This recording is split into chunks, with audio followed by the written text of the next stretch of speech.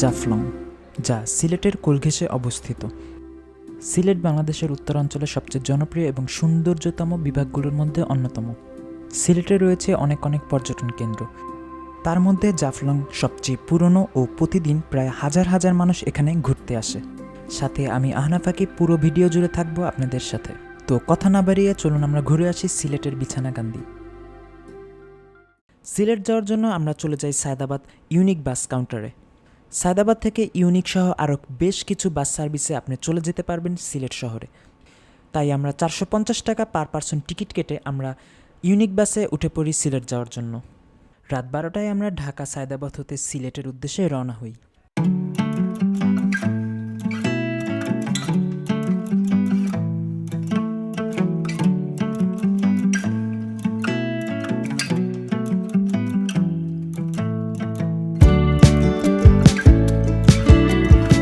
রাত 3:30-এ বিরতির জন্য আমরা নেমে পড়ি পানসি রেস্টুরেন্ট। প্রচুর ঠান্ডা পড়ছে, আর এখানে আমরা নামছি হলো পানসি অ্যান্ড রেস্টুরেন্টে। 20 থেকে 30 মিনিটের মতো বিরতি নিয়ে আমরা আবার সিলেটের উদ্দেশ্যে রওনা হই।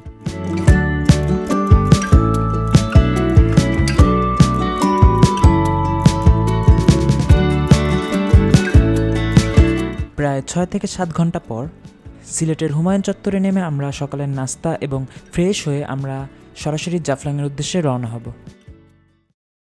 এখন প্রায় সকাল 6:02 বাজে, আর আমরা অলরেডি সিলেটের হুমায়ুন চত্বর এসে পৌঁছালাম। আর এখন আমরা এখানে ফ্রেশ হব এবং সকালের নামাজটা শেষ করে তারপর আমরা আমাদের গন্তব্যস্থানে রওনা হব।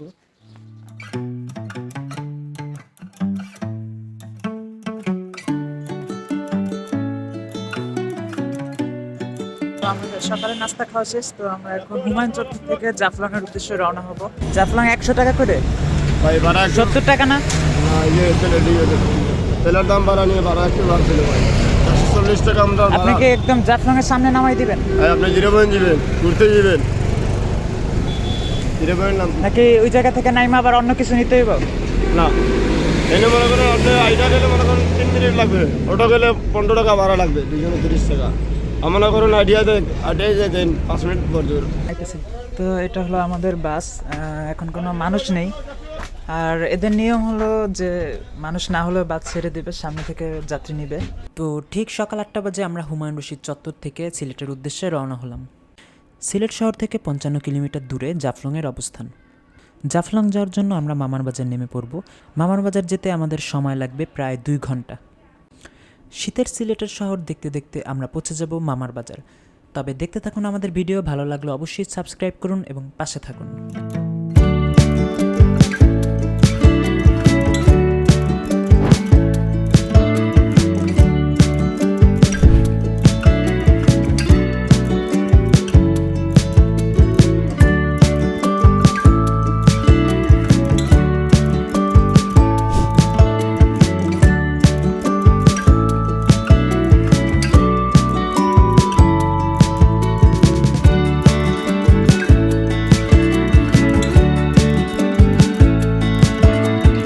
জাফলং যেতে যেতে আমরা সমতল ভূমি থেকে পাহাড়ের উপরে উঠতে থাকি। সিলেট থেকেই ভারতের সকল ধরনের পাথর রপ্তানি করা হয়।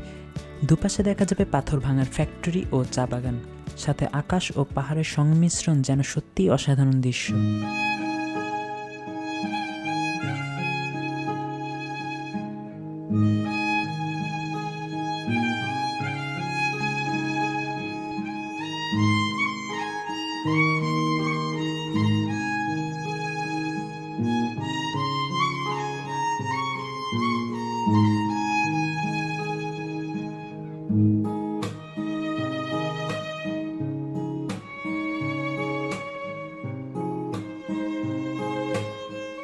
আমরা চলে আসলাম মামার দোকান, আর এখান থেকে আমরা সরাসরি কোনো অটোতে 10 থেকে 20 টাকা করে 0 পয়েন্ট চলে যাব। তো 0 পয়েন্ট হলো জাফলং। তো এটা হলো মামার দোকান, আর আমরা এখন এদিক থেকে ওদিকে যাব কোনো একটা রিক্সায় অটোতে করে। পার পারসন 15 থেকে 20 টাকার মতো নিবে। আর আপনারা যদি নিজেদের গাড়ি ভাড়া করে নিয়ে আসেন তাহলে সরাসরি জাফলংয়ের 0 পয়েন্টে চলে যেতে পারবেন।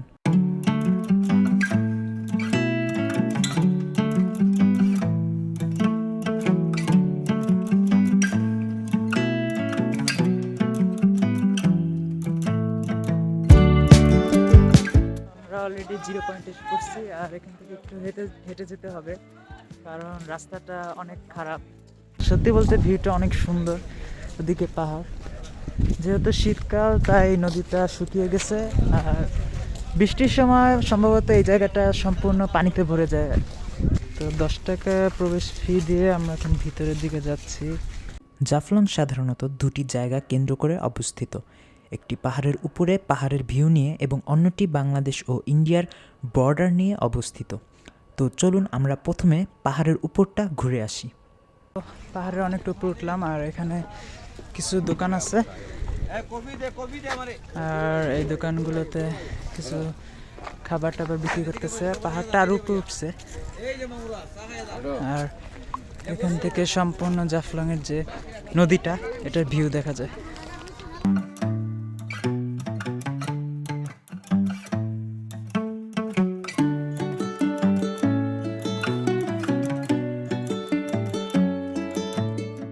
তো পাহাড়ের উপরে এসে দেখলাম যে এখানে অনেকগুলো রেস্টুরেন্ট আছে, দুপুরে খাওয়ার জন্য আমি সাজেস্ট করতে পারি।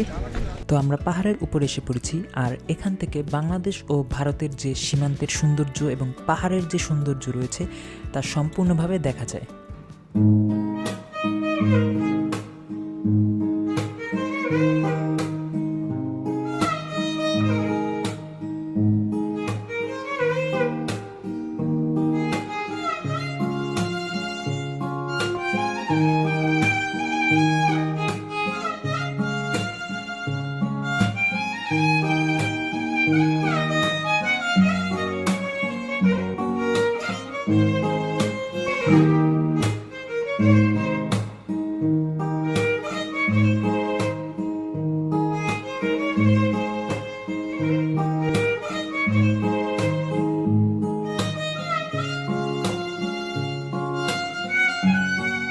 এই আছে ভাই, আলু ভর্তা, ছোটো মাছ, শুটকি ভর্তা, প্রাইস কীরকম এগুলার? চিংড়ি মাছ।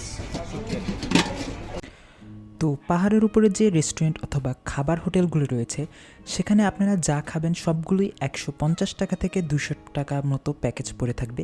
তো এখান থেকে আপনারা দুপুরের খাবারটা সেরে নিতে পারবেন। তো দুপুরের খাবার শেষ করে আমরা এখন পাহাড়ের নিচের দিকে যাব, অর্থাৎ সেই নদীর পাশে এবং ইন্ডিয়া ও বাংলাদেশের যে বর্ডার অবস্থিত সেখানে যাব। তো চলুন যাওয়া যাক। সো এখান থেকে নামার পর আমরা এখন ওদিকে যাব।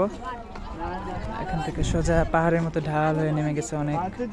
জাফলংটা আসলে অনেক সুন্দর, তবে বৃষ্টির সময় আরো অনেকটা সুন্দর লাগে। বাট এই জায়গাটা কিন্তু আমরা এখানে এসেছি কারণ আমাদের পরীক্ষা শেষ, তাই একটু না বাসায় বসে না না boring না, আমরা লেগেছে। এখানে আসছি মূলত আনফরচুনেটলি কোনো ডিসিশন ছাড়া, কোথায় যাবো না যাবো, হঠাৎ করে সিলেট, হঠাৎ করে জাফলং।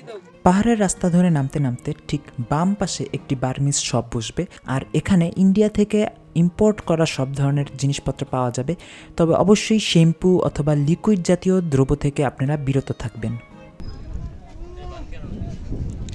এখানে ইন্ডিয়ার সব ধরনের প্রোডাক্ট আছে, আর এখানে অনেক ধরনের ইন্ডিয়ার প্রোডাক্ট আছে, ক্লিপ, সাবান এবং লোশন, ডাব, সব ইন্ডিয়ার প্রোডাক্ট আছে। তো এটাই হলো জাফলংয়ের যে দোকানগুলো আছে, পাইকারি দোকান অথবা ইন্ডিয়ার যে প্রোডাক্টগুলো সেল করা হয় সেগুলো এখানে পাওয়া যাবে। তো এখান থেকে আপনি কিনতে পারেন, তবে সাবান, শ্যাম্পু এইসব না কিনাটাই বেটার, আমি আবার বলছি। বার্মিজ শপ ঘোরা শেষ করে আমরা এখন যাব দুই দেশের মাঝখানের যে জলধারা রয়েছে সেখানে।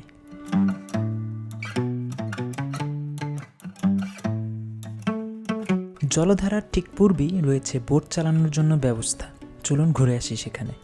ভাই এটা কত করে? Per person 100। Per person 100। আর এই বোট 50 টাকা। কতক্ষণ? দুজন গেলে 100 টাকা 20 মিনিট, আর তিনজন চারজন গেলে আধা ঘন্টা লাগে। এটা হলো 100 টাকা আর পার পার্সন, আর এটা হলো 50 টাকা পার পার্সন। দুজন গেলে 120 মিনিটের মতো এটা চালানো যাবে। তো হাঁটতে হাঁটতে আমরা চলে এসেছি সেই জলধারার কাছে।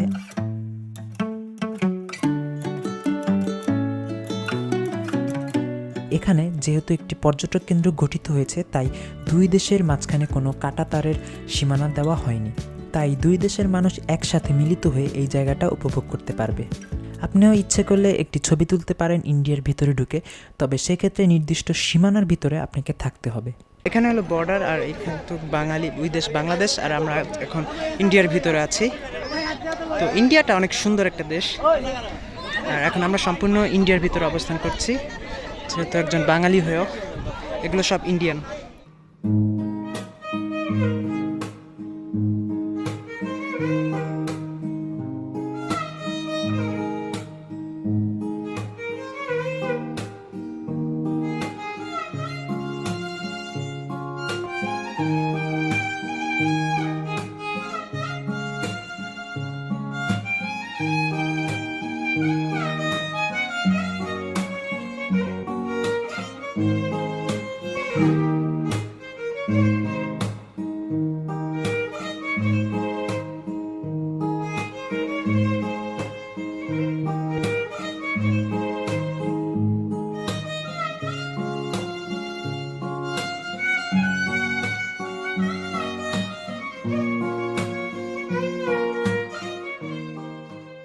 তো এটাই ছিল আমাদের জাফলং। এখান থেকে আমরা মামার বাজার হয়ে সিলেট শহরের উদ্দেশ্যে আবার বাসে করে রওনা হব।